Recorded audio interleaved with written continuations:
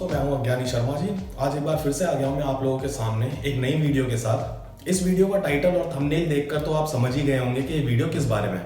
जी हाँ दोस्तों, ये वीडियो है एक नए स्कैम के बारे में बताने के लिए। हाल ही में इस स्कैम में फंसे हैं हमारे बॉलीवुड के बहुत ही मशहूर एक्टर अरशद वारसी आका सर्किट। इस स्कैम का नाम है पंप एंड डंप स्कीम। तो दोस्तों, मेरा ये वीडियो बनाने का मोटिव ये नहीं है कि मैं अरशद वारसी के बारे में आपको बताऊं या फिर उन्होंने कैसे ये स्कैम किया उसके बारे में बताऊं। मेनली मैं सिर्फ ये आपको बताना चाहता हूं कि ऐसे स्कैम से जो आम इन्वेस्टर है हमारी और आपकी तरह, वो कैसे अपने आप को बचा सकते हैं, और ऐसे जो स्कैम है वो मार्केट में एक्चुअल में है क्यों फ्लरिश कर रहे हैं। तो दोस्तों, इस वीडियो में मैं कुछ बहुत ही इंपॉर्टेंट सवालों के आपको जवाब दूंगा। सवाल जैसे कि ये pump and dump scheme actual में होती क्या है, किन किन माध्यमों से इन स्कीम्स यानी कि इन स्कैम्स को पूरा किया जाता है, और क्या ये स्कैम्स मार्केट में बहुत कॉमन है, क्या किसी और भी कंपनी के साथ ऐसा पहले हो चुका है, और सबसे इंपॉर्टेंट सवाल का जवाब ये कि हम जैसे जो आम नागरिक हैं वो इन तरीके की इन्वेस्टमेंट से, इन तरीके के स्कैम से कैसे अपने आप को बचा सकते हैं। तो दोस्तों, अगर आप भी इन सवालों के जवाब जानना चाहते हैं तो मैं रिक्वेस्ट करूंगा कि वीडियो को पूरा देखिए, अपने दोस्तों के साथ शेयर कीजिए और मेरे चैनल को सब्सक्राइब कीजिए। तो आइए आगे बढ़ते हैं। तो दोस्तों, security and exchange board of India यानी कि सीबी, इन्होंने ये पाया कि इंडिया के बहुत ही फेमस बॉलीवुड एक्टर अरशद वारसी, उनकी वाइफ और कुछ और लोगों ने मिलकर एक बहुत ही तगड़े स्कैम को अंजाम दिया है। ये स्कैम पूरे 41 करोड़ रुपए का था, जो कि हम जैसे आम नागरिक ने खोए। इस स्कीम को बोलते हैं पंप एंड डंप ऑपरेशन। तो अगर मैं शॉर्ट में आपको पंप एंड डंप स्कीम के बारे में बताऊं तो दोस्तों, ये एक तरीका है लोगों से पैसे लूटने का। मान लो कोई स्कैमर है जिसको ये स्कैम को अंजाम देना है, तो वो क्या करता है, वो एक बहुत ही छोटी कंपनी को टारगेट करता है जिसके पेनी स्टॉक्स होते हैं। पेनी स्टॉक्स का मतलब जिनके स्टॉक्स की कीमत होती है 1 रुपए या फिर 2 रुपए। तो वो पहले ही बहुत ही कम प्राइस में, बहुत ही बल्क में इन स्टॉक्स को खरीद लेता है। उसके बाद में इन कंपनीज के बारे में वो झूठी और मिसलीडिंग खबरें फैलाता है अलग अलग तरीकों से, यानी कि टीवी के थ्रू या न्यूज के थ्रू या फिर यूट्यूब वीडियो के थ्रू। तो मिसलीडिंग खबरों को सुन के जो आप और मेरे जैसे इन्वेस्टर्स हैं वो इस कंपनी की तरफ अट्रैक्ट हो जाते हैं, और हम देखते हैं कि भाई इस कंपनी के स्टॉक्स प्राइसेस तो काफी कम है, अगर हमारे प्राइसेस डबल भी हो गए तो हमें तो मोटा मुनाफा हो सकता है। और हम क्या करते हैं, हम बहुत ही बड़ी मात्रा में इन स्टॉक्स को खरीदने लगते हैं। उसके बाद जो स्कैमर है वो अपनी चाल चलता है, और जैसे ही इसके स्टॉक के प्राइसेस बढ़ते हैं वो एकदम से अपने सारे के सारे स्टॉक्स बेच देता है। उससे स्कैमर को तो बहुत ही बड़ा मुनाफा हो जाता है, लेकिन इस कंपनी में तो कोई ताकत नहीं है क्योंकि ये तो झूठी खबर की वजह से इसके स्टॉक प्राइसेस बढ़े हैं।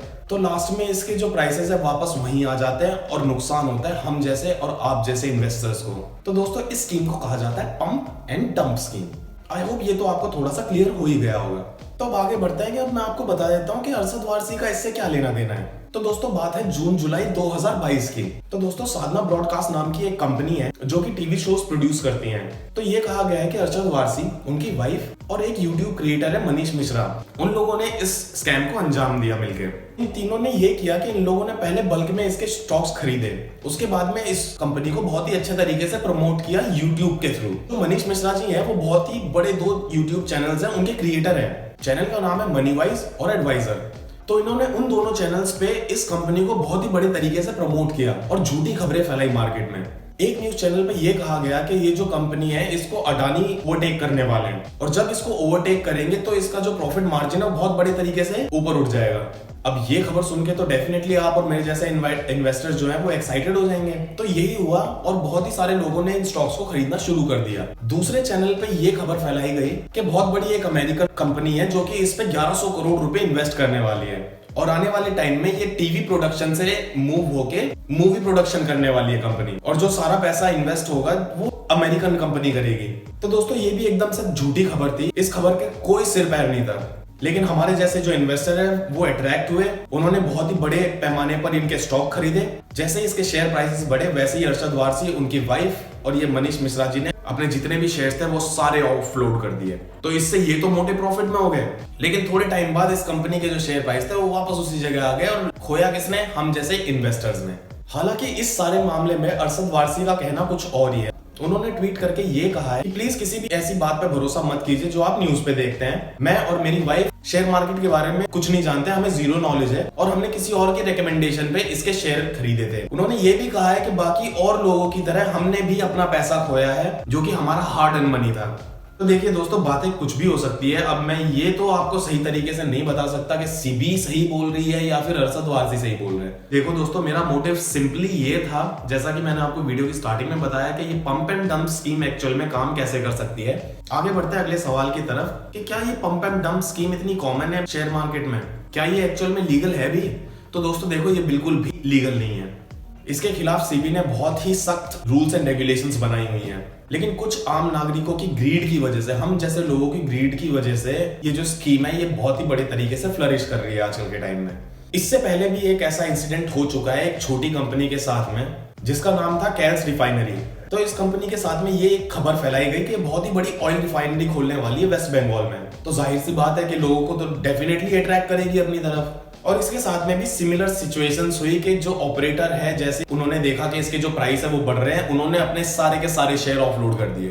तो दोस्तों वहां पर भी हम जैसे आम नागरिकों ने, हम जैसे आम इन्वेस्टर्स ने अपना बहुत सारा पैसा खोया था। तो ये जो स्कीम्स होती है ना, ये सिर्फ टारगेट करती है पेनी स्टॉक्स को। तो दोस्तों मैं सजेस्ट करूंगा कि बहुत ध्यान से अपने शेयर्स चुनिएगा।